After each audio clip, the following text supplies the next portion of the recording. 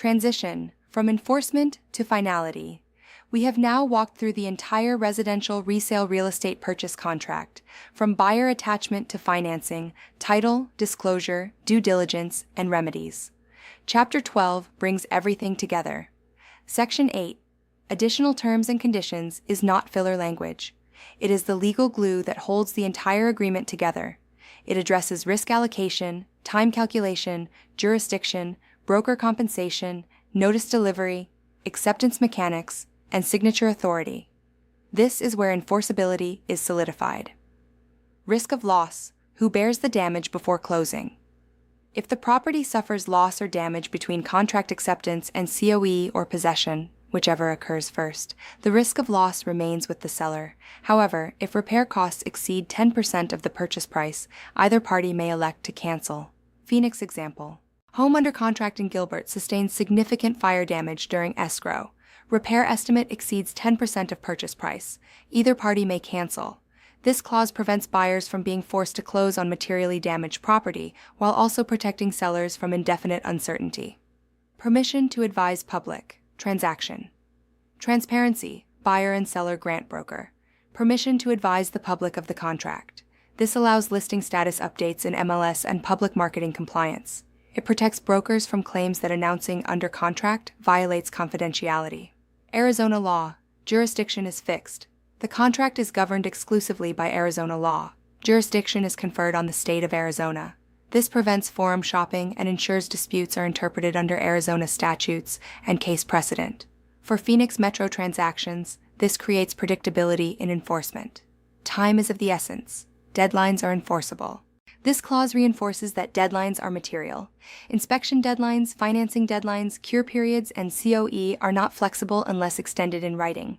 Scottsdale example buyer misses 5-day cancellation window after seller refuses repairs. Time is of the essence prevents informal extensions. Professional contract writing requires precise deadline tracking. Broker compensation, negotiated, not fixed by law. Broker compensation is governed by separate written agreements. The contract authorizes escrow to pay broker at COE if not previously paid. If seller owes broker, the contract constitutes an irrevocable assignment of proceeds at COE. If buyer owes broker, payment must be collected as condition of COE. The contract clearly states compensation is not set by law, MLS, or any association. It is fully negotiated between broker and client. This transparency protects brokers and clients alike. Copies and counterparts, electronic validity. Electronic signatures, facsimile copies, and counterparts are treated as originals. This ensures modern transaction compliance and supports digital platforms widely used in the Phoenix market. All counterparts together constitute one instrument. Days and calculating time periods. Technical precision. All references to days mean calendar days. A day begins at 12 a.m. and ends at 11:59 p.m. When calculating deadlines, the day of the triggering event is excluded. The last day is included. Acts required 3 days prior to COE must be 3 full days prior. Example, if COE is Friday, an act required 3 days prior must be completed by 11:59 p.m. Monday. Precision in counting days prevents breach. Entire agreement, no outside promises. The contract and its addenda constitute the entire agreement. It supersedes prior written or oral agreements. It may only be modified by writing signed by both parties. Failure to initial a page does not invalidate the contract. Tempe example. Buyer claims seller verbally promised patio furniture, not written in contract. Entire agreement clause controls. Written documentation always governs. Subsequent offers, backup structure. Seller may accept backup offers until COE. Any accepted subsequent offer must be contingent upon cancellation of the primary contract. This protects seller from being left without a buyer if primary contract fails. Cancellation. Formal delivery. Required cancellation must be in writing stating the reason and delivered to the other party or escrow. Cancellation becomes effective upon delivery.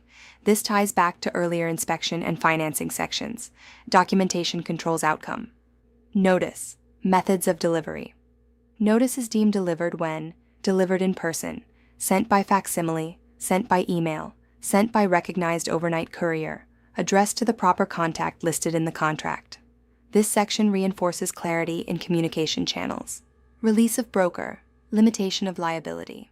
Buyer and seller release and hold harmless brokers regarding financing, condition, value, boundaries, environmental issues, insurance, and investment analysis. Broker does not provide legal, tax, or financial advice. This clause reinforces professional boundaries established earlier in the due diligence section. Terms of acceptance. Offer deadline mechanics.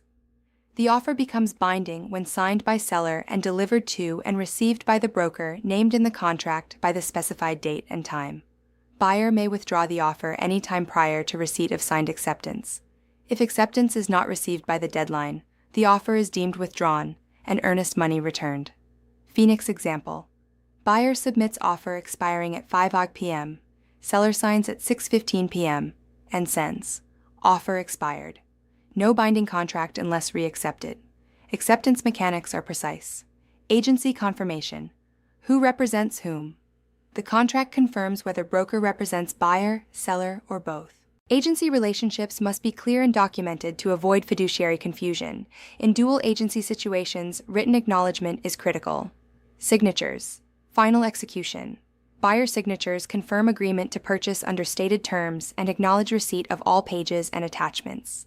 Seller signatures constitute acceptance. If a counteroffer conflicts with original offer, the counteroffer controls. Delivery and receipt complete contract formation. This is where negotiation becomes enforceable agreement. Why does the contract include a time is of the essence clause? Answer. To make deadlines legally enforceable and prevent informal extensions from altering performance obligations. Why does the entire agreement clause matter in dispute situations? Answer. Because it prevents reliance on prior verbal or informal agreements not included in the written contract. Why is risk of loss allocated to seller prior to COE? Answer. Because title has not yet transferred and seller remains the property owner until recording.